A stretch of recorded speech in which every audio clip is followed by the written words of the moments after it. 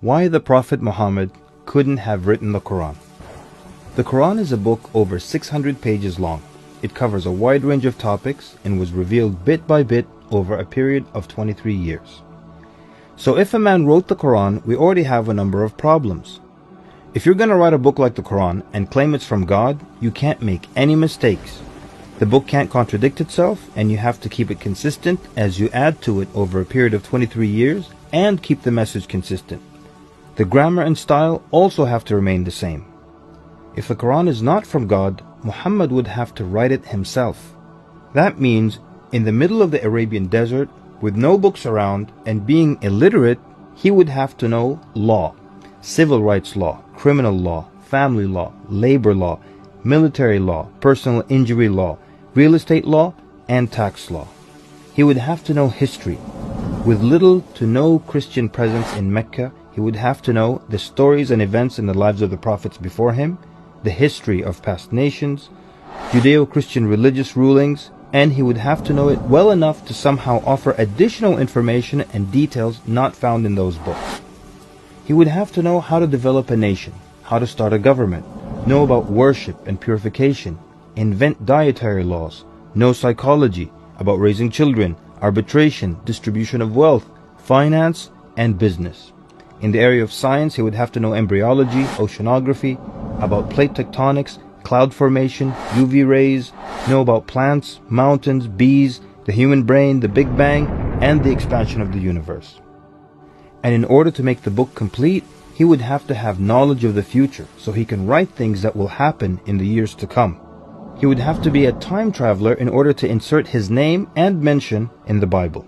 If he's claiming that the book he wrote is from God, it must not have a single solution that doesn't work. He must also keep his emotions and personal life out of the book. The book should not reflect happy times nor sad times in his life. The writing should not become cheerful and optimistic, nor sad and gloomy as if a human wrote it.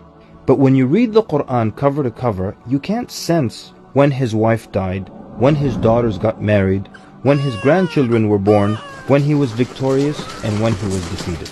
To anyone who examines the Quran, it becomes perfectly clear that there is no way a man in the desert 1400 years ago could have written such a book. But what if it were a committee of brilliant minds, a secret society that is in charge of correcting, updating, and rewriting the Quran over the years? Their job would be to make sure that the book appears to be accurate, has no mistakes or contradictions, and to keep updating it to agree with science and the changing world. If that were the case, then there would be other versions of the Quran. Due to edits and improvements, we would have new edited versions and old versions with mistakes. You would be able to detect different writing styles and influences from the different authors. The problem with all of that is, there is only one Quran. So one man didn't write it, and a committee didn't edit it, so where did it come from? What if clever devils dictated and influenced a man to write the Quran? The question then would be, what kind of devil calls to good behavior, worshipping God, honoring Jesus, giving to the poor, and warns of the devil? Any way you analyze the Quran, you come to a clear conclusion. It could not have been written by a committee, a devil, nor the Prophet Muhammad. Since it's impossible for Muhammad to have written it, then that means he was truthful in that it is from God.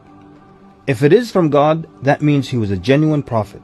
And if he's a genuine prophet, then his message should be heeded and obeyed.